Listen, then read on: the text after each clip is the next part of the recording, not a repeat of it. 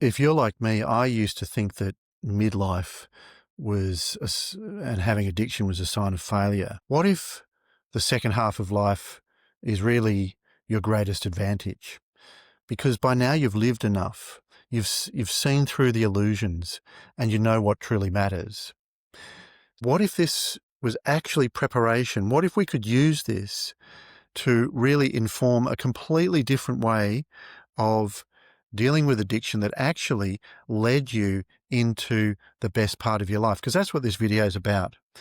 I'm going to show you that the midlife and after can be your best life. And in fact, the fact that you've got an addiction and had the addiction experience can actually really inform deep wisdom and deep transformations. You've tried many times to quit, and you've tried, various different methods, and obviously they haven't worked, or they have worked for a time and you've relapsed. But the thing is, what you, I guess, haven't realized is that all of those methods have been using willpower. At the end of the day, whatever they are, they might have various levels of support, pharmaceutical support or fellowship or, counseling support. But at the end of the day, you're left using your own willpower to deal with the addiction. And this is what hasn't worked. Why? Because it doesn't retrain your brain back to normal. It doesn't get rid of the cravings. It just blocks action. And it hasn't really gotten to the root of why your addiction is there. And that's what the second half of life is really good for, because you have got all this life experience and you can dig into that and get to the root of your addiction. So you've gathered all of this data. You just don't know how to use it yet. So the past isn't failure. That's the main point here. The past is a rich resource that we need to mine, and we need to look at it in a different way. We need to look at it from the point of view of how can we work with our mind, with our subconscious, with our desires in order to actually come out of this in a much, much better place, even better than people that have not ever had addiction. So if you think about it, we've actually, had the young time of life. So someone in their early, 20s, even 30s, is maybe still thinking they've got plenty of time to quit and they're just all about enjoying life. And so, the priorities are different then. You just want to have fun. You just, want to get on and experience life and experiment and see what it's all about. And drugs and, addiction tends to result as a part of that. But in midlife, you've done it. You know what that's like. You know where it leads. Yeah, it can be fun, but it's also loses its luster after a while, doesn't it? So you're kind of seeing through the illusion of, that giving you the deepest meaning in your life. So whereas, addiction was, and substances and, the high that you get from all of those experiences, whatever they are, even, even gambling or sex or porn or whatever, you know the limits of it. You know it's actually fleeting. You know it's actually doesn't leave you feeling satisfied. So you've got that clarity. That's really, really important. So this is why I'm saying midlife is better, because you've got that clarity now. A younger person doesn't have that, and they still think that they've got plenty of time. So, basically what we need to do is we need to take all of that and we need to find the gold in it. We need to use this information that you've gathered, and sometimes at the cost of, real pain. We need to take that and we need to find out what's of use there. So this is the window where you can do that, where the second half of your life, where you know what you really want. What you really want is deep peace and contentment, isn't it? Of course you want belonging, you want connectedness, relationships, you want to be comfortable, materially and things like that. But all of that, you can see that all of that in itself doesn't actually give you the root of what you want. You can have all of that without being happy, without being content. So, and, you've tried to find that, through addiction as well. And you've seen through all of that and you've come to the end. You've come to the point where you know that you want more. And so how do we use that? How do we transform that? Well, the conventional methods don't address this. They don't look at all of that experience as a font of, you know, raw material that can be the fuel for transformation. The conventional methods just look at the addiction and the substance as the problem and try to get rid of that. Or they look at the behavior and they just blame you for,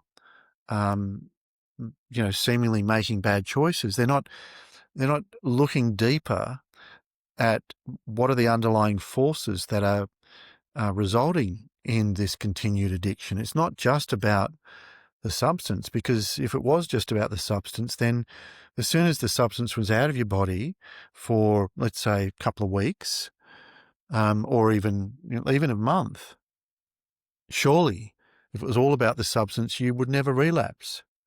So obviously the reason why we relapse is more than the substance. It's more than the memory of it. It's because there's a deeper yearning, a deeper desire for something that's missing. And because we don't know what that is, the subconscious comes in and goes back to the familiar that changes your state to something more than the everyday life. But now in your midlife, you've done that so many times, and you really know that that is a dead end. And this is why your conscious mind has brought you here. Your conscious mind knows this. It knows that this is a dead end. Your subconscious doesn't really know that yet, but your conscious mind does.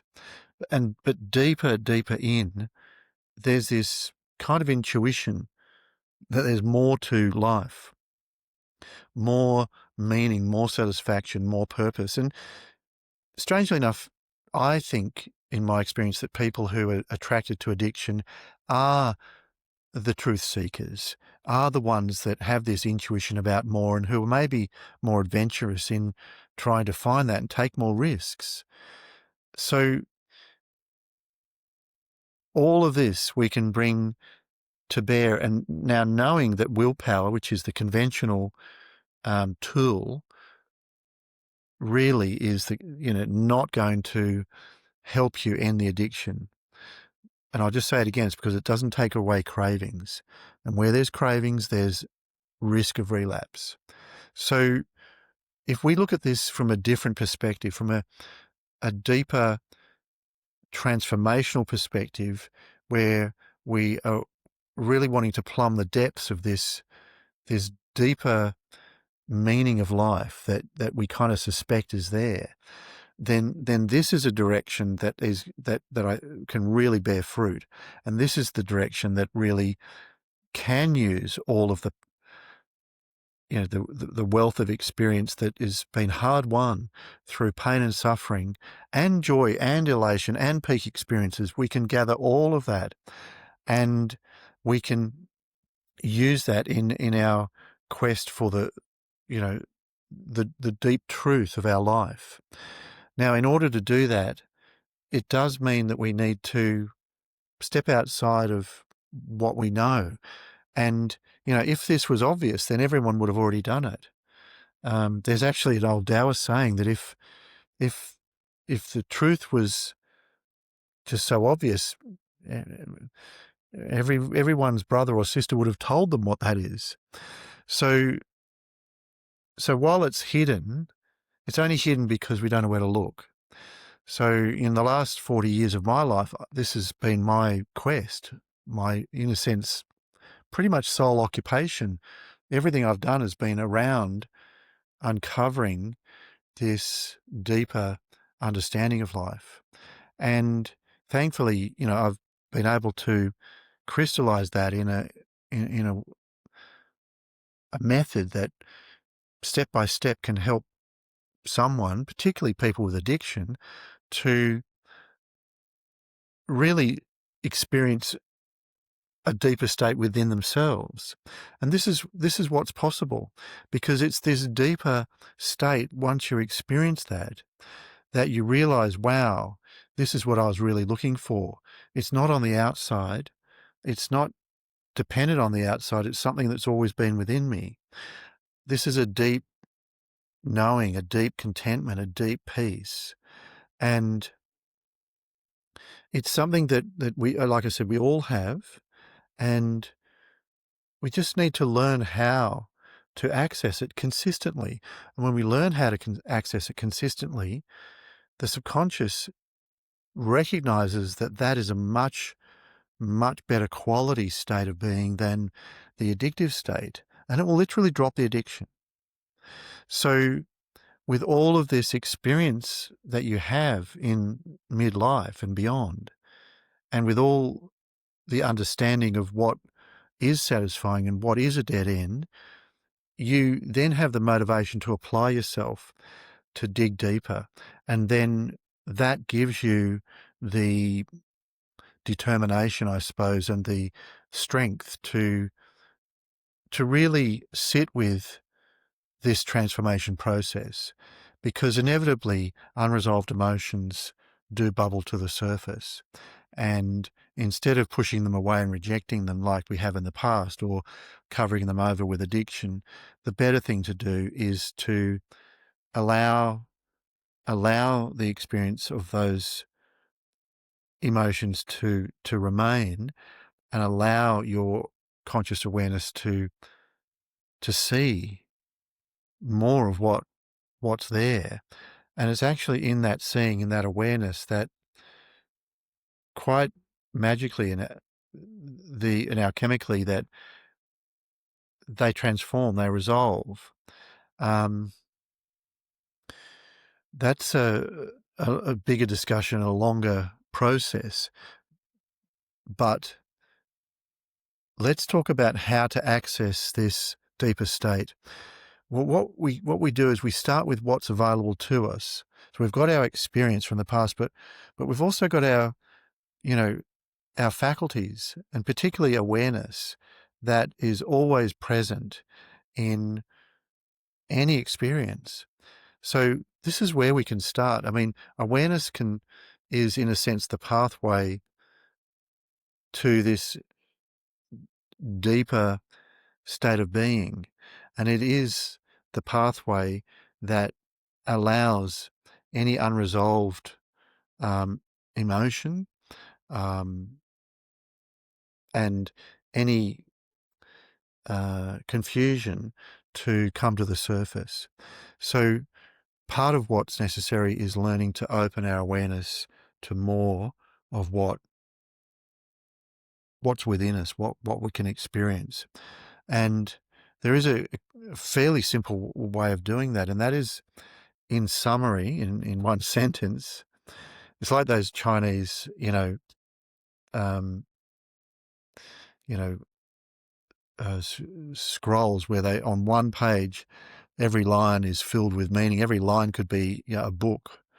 And unfortunately, it's in the walking of that path that you understand that line. But I'm going to give you one of those lines, in a sense, is that by including in our conscious awareness more of what is present, so rather than just focusing on one thing or another thing or another thing, and kind of ignoring everything else, what we want to do is open up our awareness to everything that we can possibly experience right now, and see it for what it is. Like, if we're having a memory, see it as a memory, not just get lost in the story of the memory. If we're imagining the future, see that imagination is occurring, rather than just getting lost in the story of the possible future, and then reacting as if that's happening.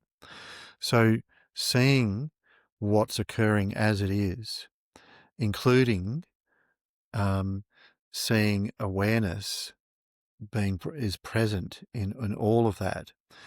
And in doing that, we're actually starting to witness that we are watching, or we are observing, or we are the witness of everything that's occurring. And also learning the qualities of that state. One of the qualities of that state is awareness is not separate from anything that we're experiencing, but yet we can be aware of that. One of the other qualities is that when you open up your awareness, there is a stillness that occurs naturally. It just naturally happens. There's a change of state, of being, and that stillness then also is accompanied by a gradually deepening peace. And as you practice this more and more, this you will recognize and be able to stay more consistently with this deeper state of peace. And this becomes a great contentment. Great contentment is a deep pleasure, and this deep pleasure, this contentment, and this deep peace, which is very safe. There's no pain and suffering with that deep peace. You'll find that the subconscious lets go of the addiction because it prefers this. Now, this is not to say that you don't have problems to solve or things occurring in life, but from this deeper foundation, your approach to all of the um, you know activity of life is very, very different. You don't so much get caught up in it. You just take the actions that are needed. And it doesn't mean you're distant from it or removed. You're actually more present for it and you're more connected, actually. But you're less swept along because you're more aware of the fact that, you know, you're in a sense of more being aware of it all rather than being caught in the weeds. You can see the whole thing and not get overwhelmed by it. So this is more. I'm just trying to describe more of the mind transformation pathway, and how all of the experiences that you've gathered, even the painful and unresolved ones, become an opportunity for, in this open awareness, to see all that start to resolve. You'll see the truth in it. You'll see the gold in the experiences. And you'll also see that you're not defined by that. So you're not defined by the fact that you've had addiction or any other activity that you've done in the past or any of your other actions. They're just memories. And you're not defined by any experience of guilt or shame or fear um, or any of the opinions that you used to hold. In fact, everything starts to align to the truth of this deeper state. So this is the opportunity that you have in midlife if you take the mind transformation awareness pathway as your approach. And like I said, it's not willpower is not required, and because the addiction, the subconscious naturally drops the addiction. It drops it freely. It freely chooses this state rather than trying to, for your conscious mind to try and, overwhelm the subconscious and stop the behavior. It brings the conscious and subconscious together. And it actually, in a sense, ripens your whole life. Your relationships improve, your sense of purpose, your enjoyment of even menial activities. Even there's boredom seems to disappear, and there's less fear, if any, and much more joy and contentment. So, this is very, very different to the kinds of things that someone in their mid 20s would be looking for. I mean, yeah, we all experience peace and contentment in different parts of our lives, but when you're younger, you just want more than that. You want peak experience. You want way more excitement. You think that that's where life is, and that's what what seems more alive. But once you've done all that, you need to live life to have done all that and to get to the point where you settle on what is really important to you. And everyone I talk to, basically over 40, often over 50, will totally agree that deep peace and contentment is what we're seeking. And it is the foundation for managing, in a sense, the rest of your life. So what's happening here is this alignment with this deep knowing, this deep desire, and the capacity that we all have within us, because it actually is part of our basic nature. So, um, you know, quitting your addiction is not about closing a door to a better, more exciting life. It's actually opening one to a richer, deeper experience of life. And it's really stepping into your own authenticity, to your clarity and your freedom, because you get so much more free choice when you're not driven by fear or cravings, you see. And so the second half of life can be, in a sense, the maturing of your truest self, because you can live in a much more awakened state. And this can only continue and become, deeper and deeper. So, if you're over 40 and you've tried to quit before with the conventional, what I would call quite incomplete and shallow methods of willpower, don't see it as a failure. See it as a means of gathering the wisdom that you can now use. So, really the true quit mind transformation method, which is what I teach, it's not about fighting your addiction. It's about working together with your mind, transforming your mind, dissolving cravings and rediscovering this deeper peace and contentment that is actually your birthright. So if I would suggest you've suffered long enough and you've tried everything else and it's not what you want. So it's time to become who you have really kind of always meant to be. So what I suggest, if this resonates with you and if you want more of this, obviously there's more of the YouTube videos, but you can do the masterclass at truequit.com, link in the description. And there is an opportunity if you want to book an appointment with me or one of my team, and we can really discuss your situation in detail and really get to the root of your addiction. But in any case, I wish you well, and I wish you the deepest happiness and peace and contentment. Okay, bye for now.